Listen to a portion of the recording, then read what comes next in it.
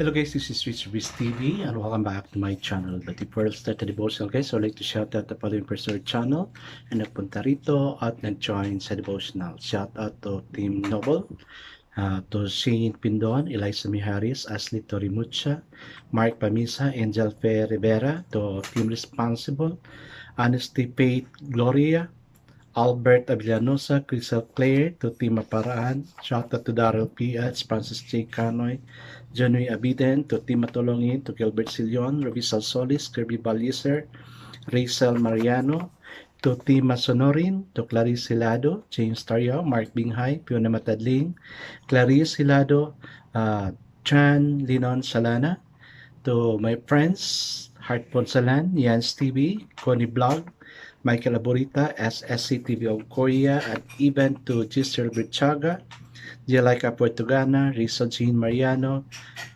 Danny Estribor. God bless us all, guys.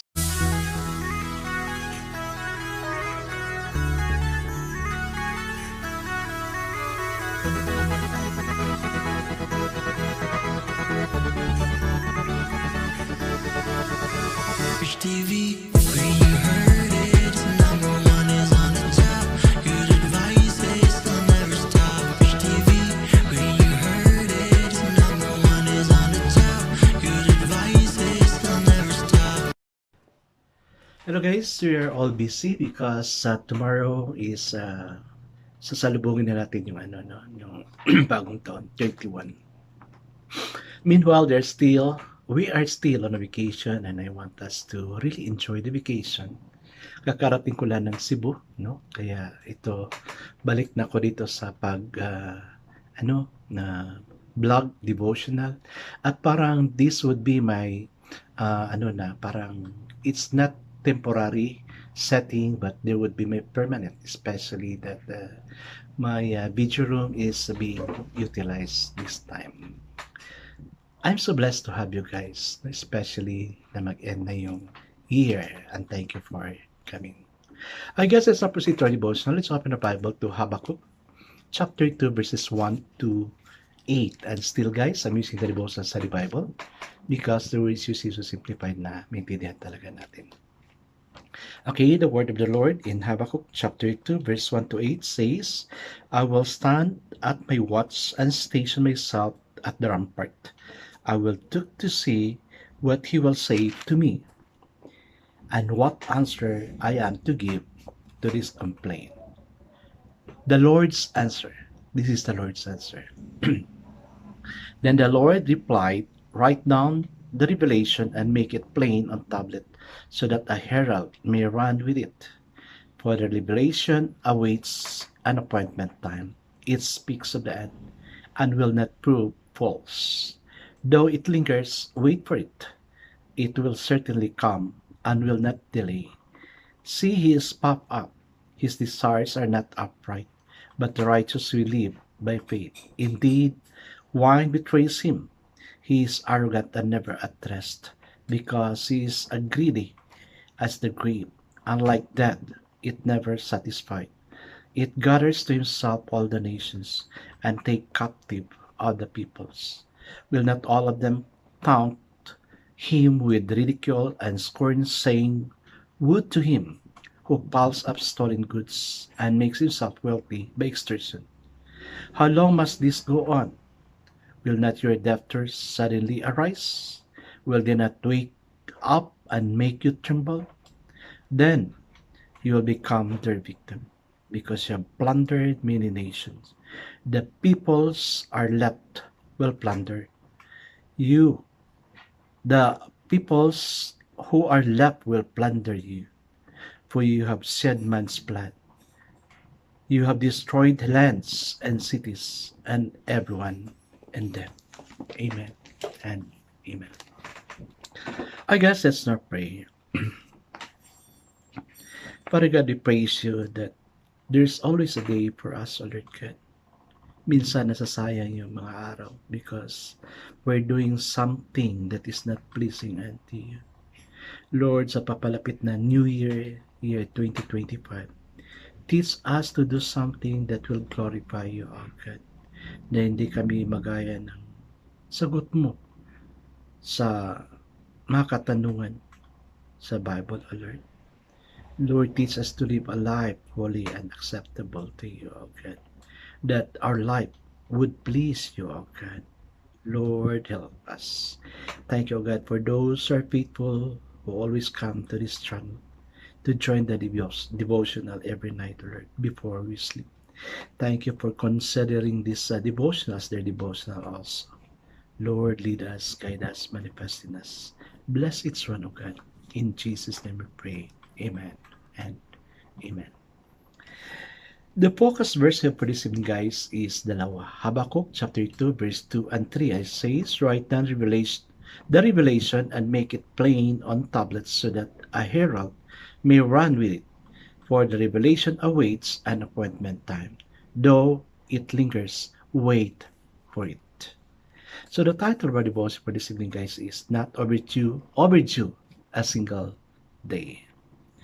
Previously, Habakkuk questioned how a good and just God used a more wicked nation, this is the Babylon, to punish a less wicked one, that is Judah, the nation of Judah.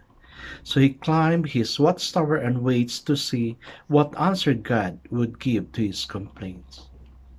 God replies by clarifying to him that both nations are to be judged and duly punished for their sin. He says that Babylon is arrogant and goes into the fire, woo oracles against Babylonians. This is in verses 6 to 19. Hindi na natin nabasa, no? Kasi hanggang 8 lang tayo. 6 to 8 lang nabasa natin. Condemning their greed, dishonesty, violence, and idolatry, and promising to make them pay. He enjoins Habakkuk to be patient and to wait for it. God always reacts to evil. He'll work out his plans in his perfect timing. Today's chapter ends with this word, let all the earth be silent before him. After all, he is God. He is just and he is sovereign. Being patient isn't easy, but it helps to remember that God hates sin even more than we do. And punishment for sin will certainly come. To trust God fully means to trust him even when we don't understand why events occur as they do. Wicked men trust themselves alone, and those Chaldeans do, and fail, but the righteous man trust in me and live. Amen and amen. Yes, guys, no, sa Babylon, they become arrogant na parang yes, no? So, wicked nation siya, ang Babylon, na consider sa dito na wicked nation. And even Judah. Sometimes we consider ourselves, well, we are all wicked, no? But sometimes when we get sin, parang nasasabi natin na, Lord, bakit ako? Hindi naman malaki yung kasalanan ko, hindi naman nakapatay. Kumpara sa ginawa niya. Oh, di ba? Yun yung minsan na sasabi natin. But sin, it's sin. No matter how small, it is still sin. Walang sinasabi nga na yung lies, no? It is still sin. Lie is a lie. Walang lie na na hindi save, makakasave sa atin, but lie is really a lie. Kasi nga, minsan, we defend ourselves. Kaya yun, we fail. Guys, sa papalapit na 2025, of course, we know, some of us are making yung mga New Year's resolution. Ako, I really come early from Cebu. Yung mga kasamahan ko, ano pa sila sa Cebu. They will come home on January 4 pa. I really come early, go home early here in Bukidnon. Kasi I really wanted to, yung magmuni-muni kay Lord. Lord, salamat for this year, 2024. Our 2024 is not really good. Even 2023. Way back 2023, we celebrated our Christmas and New Year in the hospital sa ICU because that was the time na nagkasakit yung sister ko. And then, that was 2022, 2023, at least sa bahay na. But still, no, nawala yung kapatid ko. Yung pinakamamahal namin, the only girl sa family. Kaya, we cannot say, for me, it's not really good, but, well, wala tayong magawa. That's God's will. God is still good. God is still good. Because He has great plan for us. Kaya, we need to thank God every day. I myself, personally, I really thank you because you're always here. I hope you'll consider this devotion as your devotion also before we sleep kasi kailangan natin na mag-end yung day natin with God. Kasi kailangan talaga. We cannot live without God. So, kapit tayo kay Lord. Kay Lord lang tayo maasa every time we have problem. That's why He it is. Devotional, Rich TV's devotional will go on. I guess let's now pray. Lord, even when we don't understand why national events occur as they do, guide and help us to trust you without reservation. Amen and amen. Yes, guys, let's trust God without reservation. I'm praying for something. Matagal na hindi sinagot ni Lord, but still, I trust God without really reservation. God bless us always because I know God surely blesses 10 times better. This is again Rich TV.